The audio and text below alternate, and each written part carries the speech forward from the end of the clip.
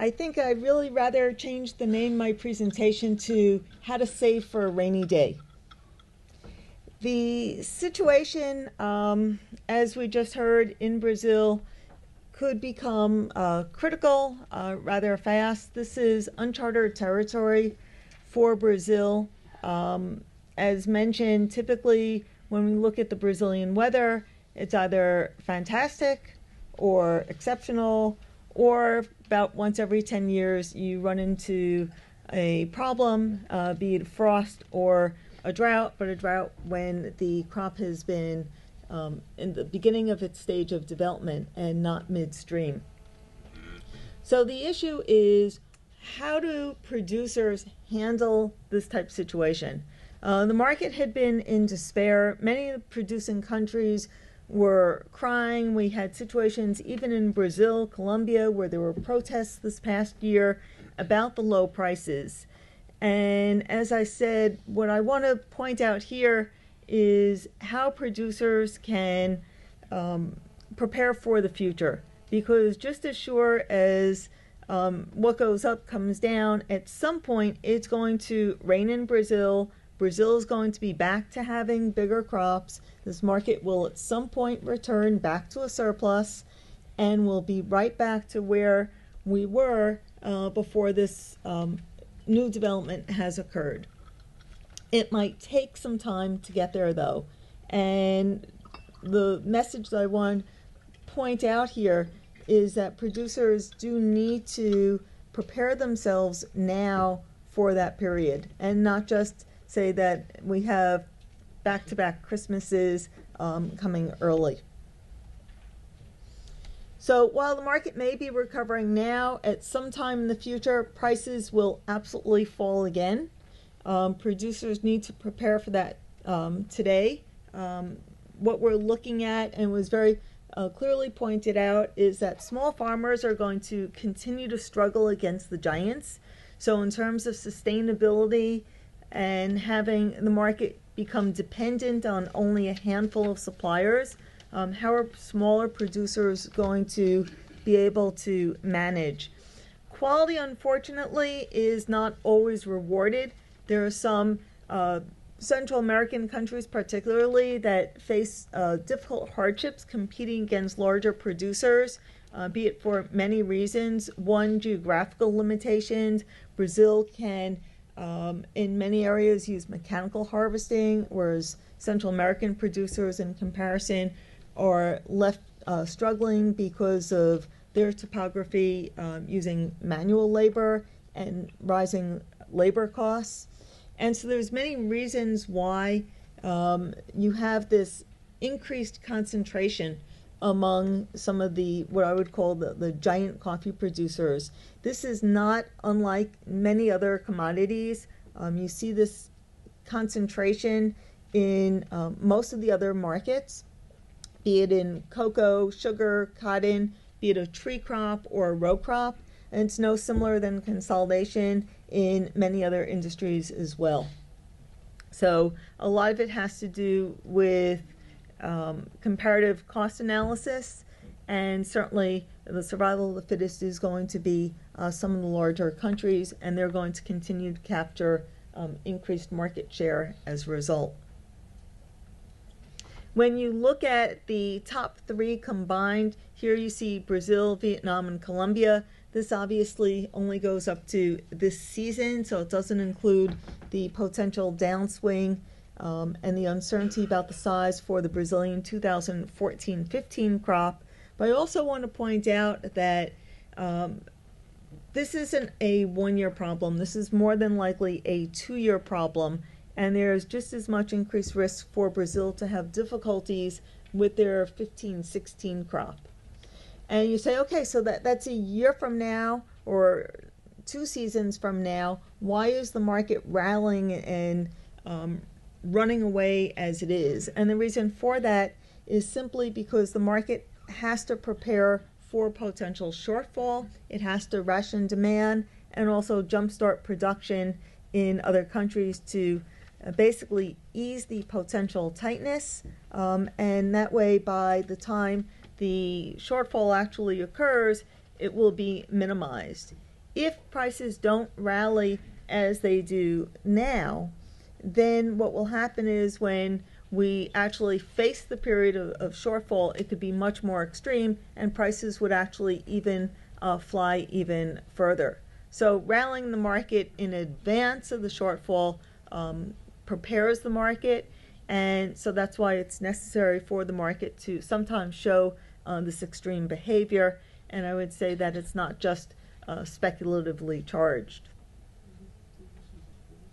When you look at the potential losses for Brazil in terms of where the expectation was compared to what the potential crop could be, is where you get the big swing.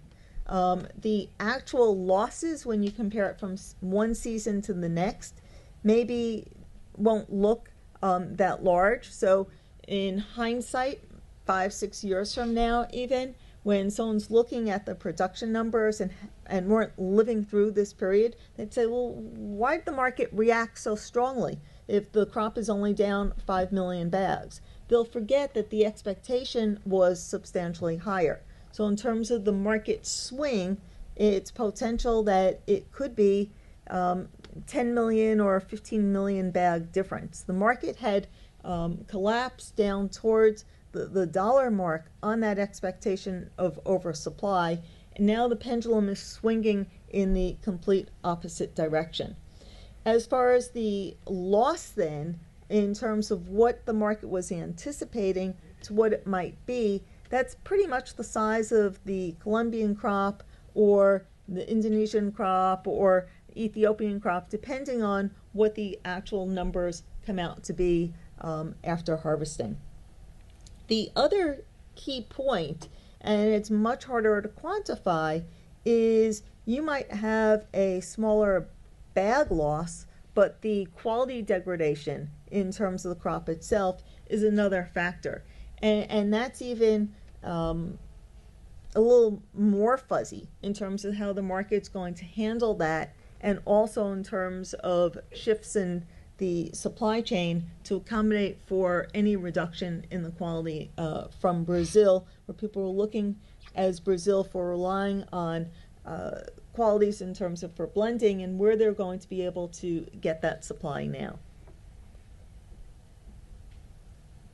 In terms of the numbers here, and certainly they were pointed out in the preceding discussion and very well.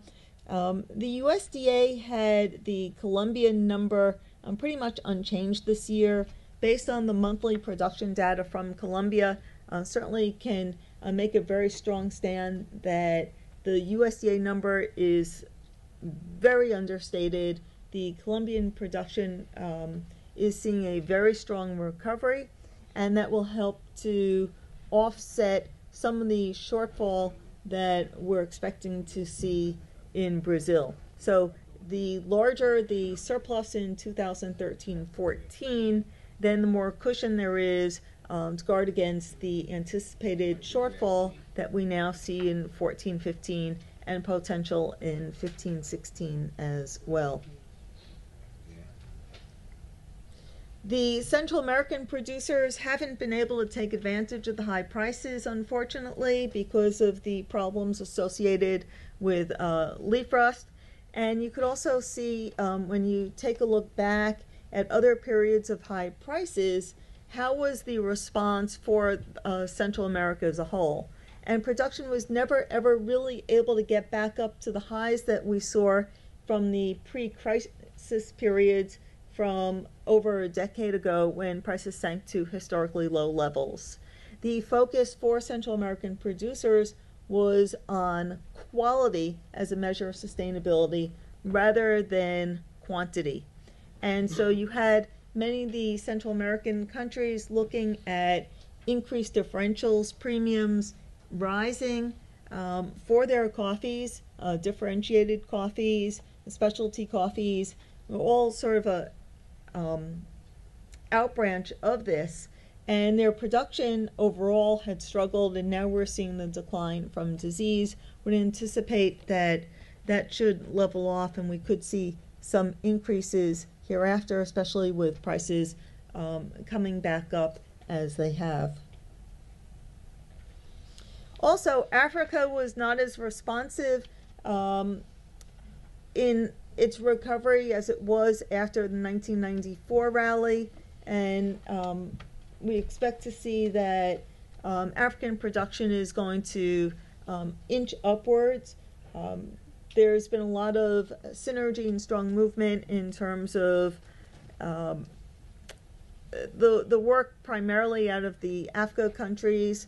There's been seminars every 10 years promoting the African countries in unity, and I think that synergy has been paying off. And so with that, we're seeing a lot more interest, and the world's looking where can we get some of the next best coffees, and we're seeing this increase interest in the African countries, and certainly that if Brazil has a shortfall, Central Americans down, you're going to see that continue. In Vietnam, my view on the crop is a little bit more pessimistic in terms of what it means for the market. I have the Vietnamese production pegged closer to 28 million. I think some of that is based on that there's some new areas that have come into production in Vietnam, and it's become a little more difficult to account for those areas. Last year, Vietnam also had a period of drought, but then it rained in sufficient time, and they were able to recover fairly quickly. But also, it's because these newer areas under development and replantings that help to push up the Vietnamese production number. At the same time, though, Vietnamese farmers have been able to hold back from supply, and so the export numbers aren't fully reflecting probably the production that's there, and there's some stock on hand that also, as prices are starting to accelerate, could come out and help to at some point extinguish the rally that we're having now, or help to stabilize the market. There's continued strong Robusta output, and that's important because that's where consumption has been driven. When you look at the instant coffee use around the world, fastest growing segment, Robustas have been outpacing Arabicas as far as increased use. Many reasons for that. In terms of price, switch over from tea drinking to instant coffee, natural. The countries that are seeing a boost in consumption are really not the traditional consuming markets, but the emerging markets, and so cost becomes a factor.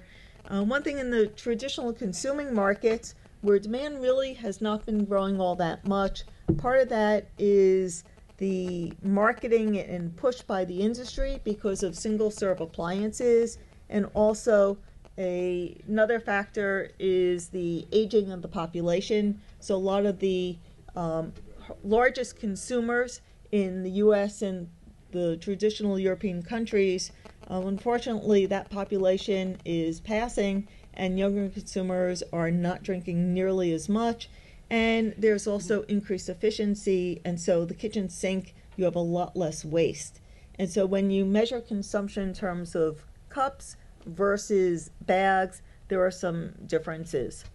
And so the reliance on producing in emerging markets is critical for ongoing increases in consumption. In terms of sustainability, which is really supposed to be the heart of my topic here, is how can producers cope? And I don't want to overlook this because the market suddenly doubled in value, and market was up again this morning by almost 3.5 cents when I came over to the podium. And so I want to point out some of the issues, which was part of my original discussion. And that is, first, when you look at, say, the Colombian price, the internal price, including subsidies, was likely under the cost of production before this recent rally. And certainly, with prices as high as they are, the issue is, should there be subsidies or not? And clearly, that's going to be some major government decisions. But what I want to point out is that when you look at the concentration of production, Brazil, Colombia, and Vietnam, all three of those countries, which are the giants, do receive aid compared to other countries. And that also is fostering this high concentration and reliance on the market of what are typically three very reliable suppliers until you run afoul with a weather issue. And that's where the increased risk falls into the market for relying on just a handful of suppliers and not having the breadth of having some of the small producers basically seeing only minimal production compared to past years. I'm not going to go into too much detail here because it was discussed in the prior session, but the currency factor is also a very important consideration in terms of what's going to influence production. And in prior years, Brazil had benefited from having favorable currency moves, and so they were shielded as from periods of the declines in prices, more so than other countries, and that also helped Brazil gain in its prominence relative to some of the other countries, as I said. When you look at the pricing of the Brazilian real relative to where we were at the end of last month, that helped to provide some temporary relief from the worsening economics in Brazil.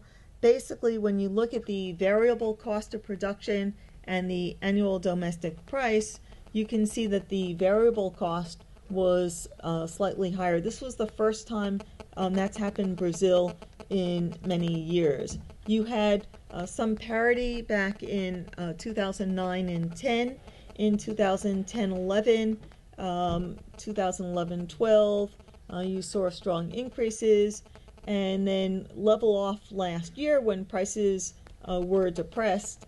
And it was only this past year where Brazil really started to feel the pinch. But when you look at this slide and you graph same parity with other countries, you'll see that Brazil actually fared better than most. As far as what has happened prior to the drought, in early January, there were a series of trade house reports that came out that revealed that Brazilian producers were taking action into their own hands and recognizing that, one, they were going to have probably potential for an exceptional crop. Flowering was strong. They were actually increasing the pruning of their trees and preparing for a period of low prices. And by cutting back on that, it reduced the upside potential for the Brazilian super crop, so that instead of having that maximum potential of 60 million bags, it was whittled down. Maybe it was 56 million or 55 million. And remember, the 60 million was under the absolute perfect conditions. That was probably the maximum potential. Very similar to in 2002, 2003, where everything just went perfectly for Brazil. Was that going to happen again? Probably not. And there was a few strikes against Brazil. First, you have a situation where inputs were reduced. Then you had a little more aggressive pruning. And you also had the frost this past winter, which was very mild. It didn't really cause a reaction to the market because the potential for production was so great. But you have all these small strikes against the crop that was supposed to be fantastic, and now you have a weather situation on top of that. And then also you had the excessive rains in December in some areas that also might have reduced the crop.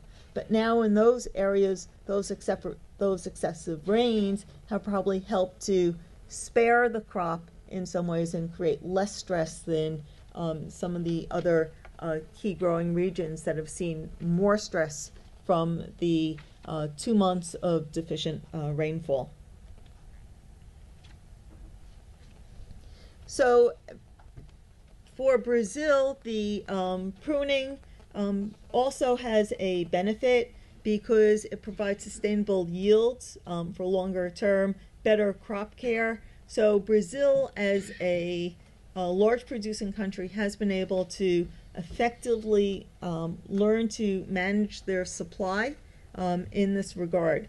And so chances are the crop never was going to hit the high numbers that were anticipated. And as a result, the market probably overshot itself on the downside, and that's why it was able to snap back so quickly. One of the positives that Brazil has over other countries is mechanized harvesting. It can become a handicap for Brazil when you have a difficult crop to harvest. And so there is a couple of different scenarios that could happen here. Now, these are just scenarios, okay? There is no saying right now what is going to be, but a couple of different possibilities. One is that the trees, and this happened last year in northern Minas Gerais, is that there was a period of dry weather that went pretty much unnoticed by the market. And after it started to rain again, there actually was an early flowering of the crop. And so when you have, and then those flowers actually fell off, and so it was lost potential in those areas. So once it starts raining, are the trees going to be fooled, and is there going to be some blossoming that occurs? That's one scenario. And then that becomes a problem in terms of harvesting, or the blossoms will fall off anyway. The other situation, and this is something that has been done in other countries that have faced similar drought situations, is do you sacrifice this year's crop so that the tree undergoes less stress? And that's a very, very important consideration, because the farmer is faced with the possibility of, do we give up the crop that maybe or maybe not will happen in terms of the worst hit areas, and do we pull the fruit off the trees now prematurely so the tree doesn't expend its energy and can save some and become less stressed? Because the survival of a tree right now is going to be putting its energy into saving the crop, into saving the fruit that's on the trees. And so in other countries, they face this challenge, and in terms of from an agronomist standpoint and producer standpoint, that the correct decision is to pull the fruit. But if you're a farmer who is anticipating a record crop and this is your livelihood, it becomes a very, very tough and emotional decision to make. And there's no telling what is going to be, because Brazilian producers haven't been really faced with this challenge before. And so the numbers could be all over.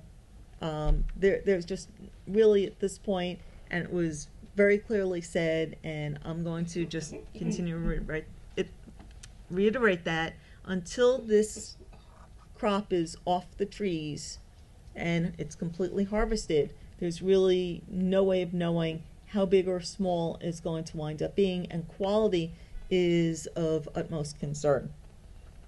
But going back to the point, not getting too sidetracked on that, mechanized harvesting has kept Brazil as a powerful supplier because they've been able to curb their costs and have an advantage over other producers. The prices may have recovered, but sustainability issues persist, and I think it's very important that producers and consumers don't lose sight of that. Coffee is profitable again thanks to Brazil's losses. Without the drought, most producers would still be underwater. Even low-cost producers no longer low-cost providers because of some of the increased cost of fertilizer and labor. So it used to be people would turn to Vietnam as a low-cost provider. There aren't low-cost providers anymore. Did the recovery come too soon for farmers to respond to the low prices by implementing even better best care practices? And I think that is one of the major takeaways as I wrap up my presentation here, is just because there's been a recovery in prices doesn't mean that producers can drop the ball and just rejoice because they were spared this time. They have to be prepared for the future because low prices are going to, at some point, come back again. Survival of the fittest is not put to sufficient challenge, creating potential again for a steep price drop in 3 to 4 years. The reason for that is obvious in terms of if prices had stayed low, then eventually the surplus would have been worked off and the market would have had its natural progression, turning from a bearish situation to a bullish, from neutral to more bullish. And now that's been short-circuited, and so the production increases that were put in place in countries as a result of the high prices, and then the fallout where there's been cutbacks hasn't been seen. Now it's not going to be really necessary because we need that supply to cover the potential shortfall from Brazil. But what's that going to mean 3-4 years from now? And that's where I see a greater danger. So measures need to be taken now to keep production even keel against use, and certainly that's always easier said than done, especially when emotions are so highly charged and we're seeing this market potentially continuing to push higher and higher until the situation becomes clear. With the drought persisting, Brazilian farmers may need to learn lessons from other producers, which is certainly a change from where it's been in the past. And as I just repeating, as I said, with the below normal rainfall lingers, producers do need to make some decisions here of how they're going to manage the crop that's on the trees now versus looking at managing their farms and longer term production. So that certainly is a sustainability issue at the very heart of the matter. And with that, I say thank you very much, and I look forward to answering any questions that you might have after the session or throughout the day.